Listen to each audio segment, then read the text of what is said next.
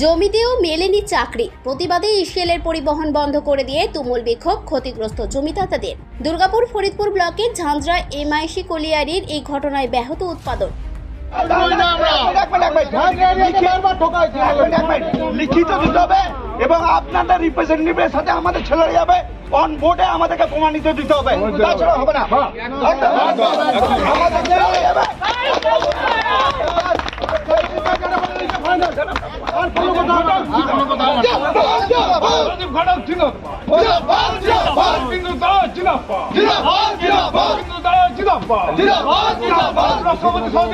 অভিযোগ 2017 সালে নেওয়া হয়েছিল জমি। 22 জন জমিদাতা জমি দিয়েও দিয়েছিলেন চাকরির প্রতিশ্রুতি মেলাতে, কিন্তু চাকরি মেলেনি আজও।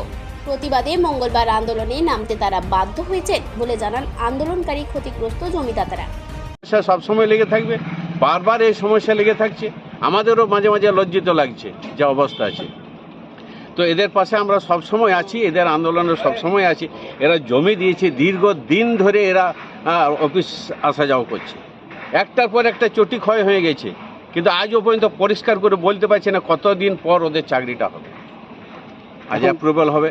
এই যে লম্বা প্রসেস, আমার জমি দিয়েছি, জমি আমার ঠিক আছে কি না পরিষ্কার দেখে নাও, পরিষ্কার বলে দিন যে না আপনার এই জমিটা ঠিক না, এটাতে চাকরি হবে না, আর এই জমি আমার ঠিক আছে, আপনার 2 একর জমি ঠিক আছে, ঠিক যদি আছে আমার দিতে কেন লেট করবে ম্যানেজমেন্ট, আমরা কেন মানব? সেই জায়গায় ওরা আন্দোলন করছে, ওদের আন্দোলনের পূর্ণ সমর্থন আমাদের আছে।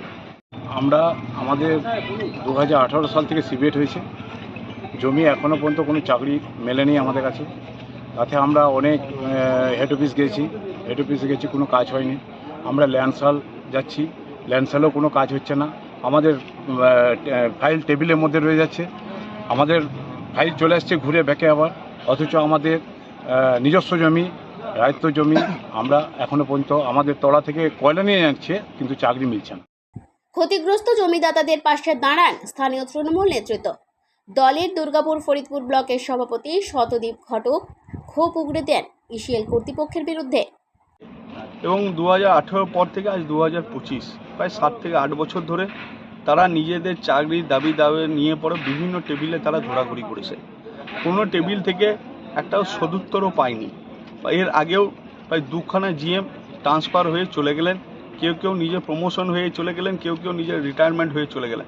তারপরেও এনাদের যা নতুন জিএম, এলআরই ডিপার্টমেন্ট বলুন বা ল্যান্ড সেল বলুন, নতুন নিয়ম এনে পড়ে এদেরকে বারবার আমাদের জমিদাতাদেরকে বারবার হেনস্থার জায়গায় তুলে ধরেছে। এই কোলবেল্ট এরিয়ার মানুষরা সবাই বিক্ষুব্ধ।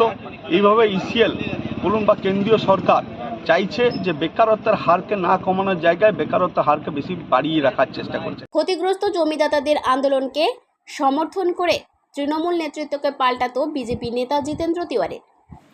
না, তাদের আন্দোলনকে আমরা সমর্থন জানাই, ঠিকই তো, তাদের জমি গেছে, চাকরি হবে না কেন?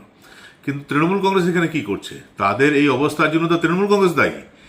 ঝাঁঝরা এমআইসি প্রজেক্ট কলিয়ারি কর্তৃপক্ষ জানান খুব তাড়াতাড়ি সমস্যা मिटবে। के अगेंस्ट में है। अच्छा, प्रोसेस हो रहा है हेडक्वार्टर में। कितना दिन से प्रोसेसिंग हो रहा है? समय लिया है, मैनेजमेंट ने इनको आश्वासन दिया है, पहले उसी जो पहले बात हुई थी उसी चर्चा पे सब लोग अपना डिसीजन लेंगे। इसीलिए अभी जो है सर ने भी बोला है कि हेडक्वार्टर में प्रोसेसिंग चल रही है और इन लोगों को जल्दी से जल्दी दिया जाएगा, बस यही बोलना चाहिए। कितना जमीन अधिग्रहण किए हैं अभी तक? वो देखिए वो लो हम अभी मैं नहीं बता पाता। आप कौन डिपार्टमेंट से हैं? मैं पर्सनल डिपार्टमेंट से हूँ, मैं आईआर देख रहा हूँ जितनी जल्दी ये लोग संतुष्ट होके अपना ये दे पाए। कितना लॉस है? और अभी ये गाड़ी खड़ा है, लॉस बहुत, प्रोडक्शन लॉस तो होगा ही, इसीलिए इन लोगों से भी अनुरोध करते हैं हम लोग कि जितना जल्दी हो सके मैनेजमेंट के साथ बैठ के बात करके। দাবি না মিটলে আন্দোলনের ঝাঁজ আরও বাড়বে বলে হুঁশিয়ারি ক্ষতিগ্রস্ত জমিদাতাদের। এখন চাকরি কবে মেলে আন্দোলনকারীদের সেটাই দেখার বিষয়।